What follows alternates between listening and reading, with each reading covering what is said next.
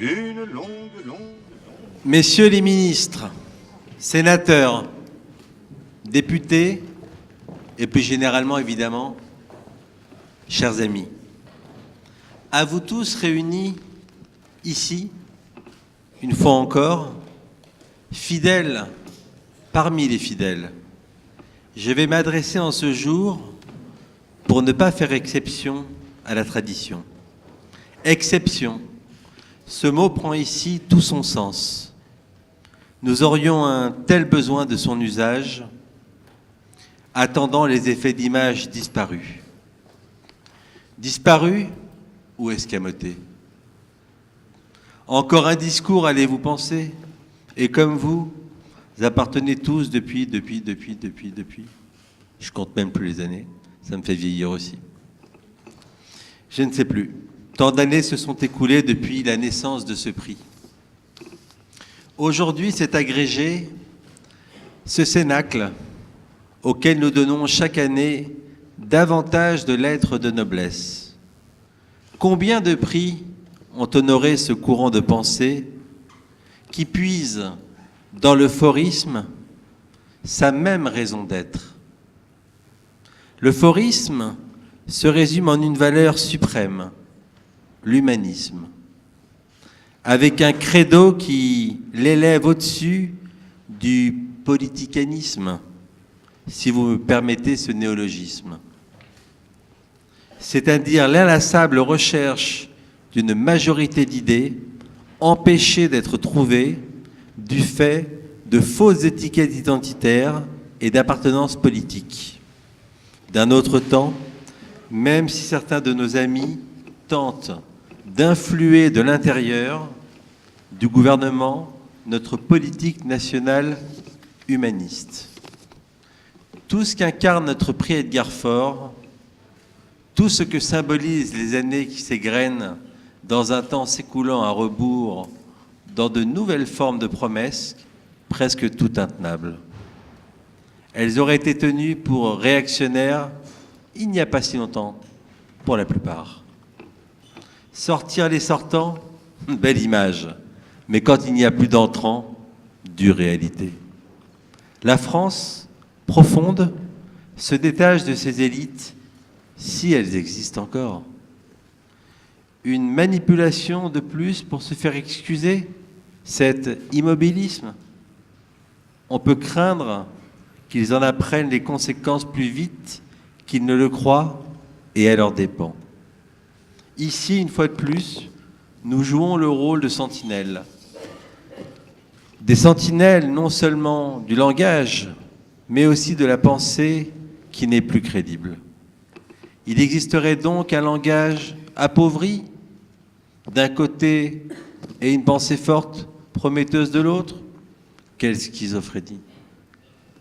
Nous tous, qui sommes réunis ici ce soir, récompensons l'authenticité, l'objectivité, en dehors de toute politique et de tout courant politique disparu.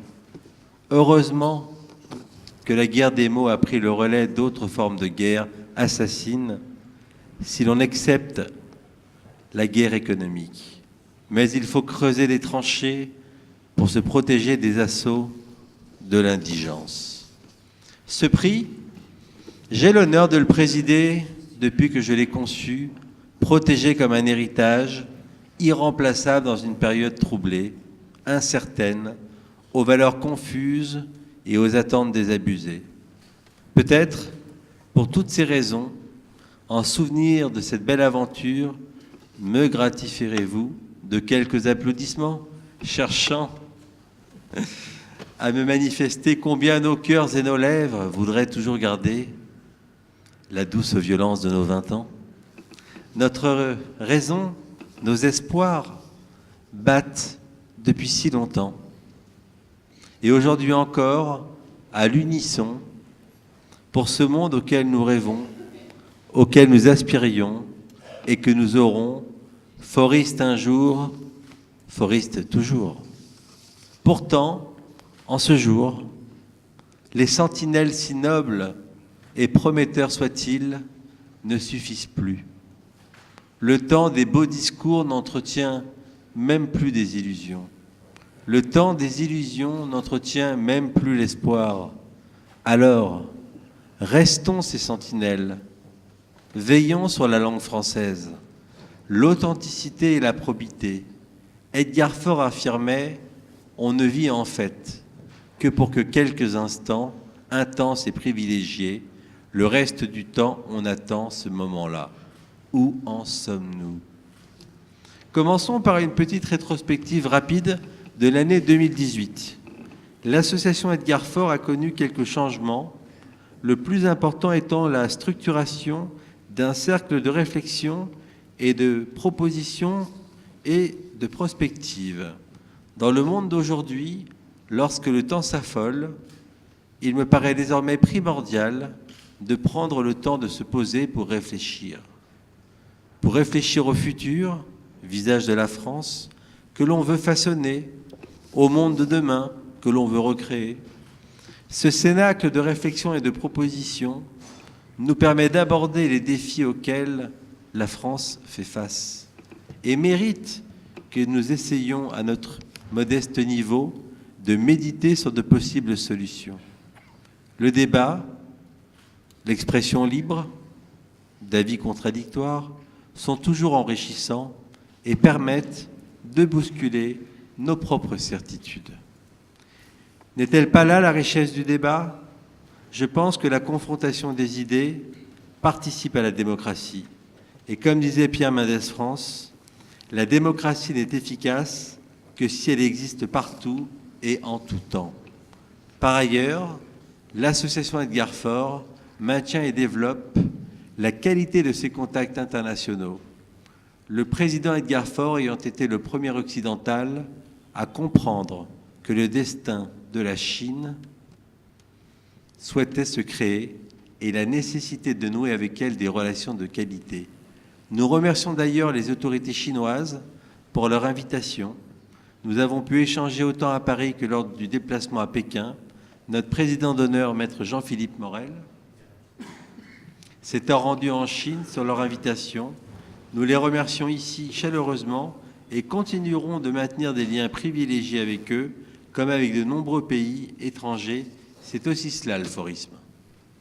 Nous avons ici de nombreux ouvrages, tous caractérisés par une diversité certaine, tant au niveau des sujets abordés dans ces ouvrages, aussi passionnants les uns que les autres dans leur diversité.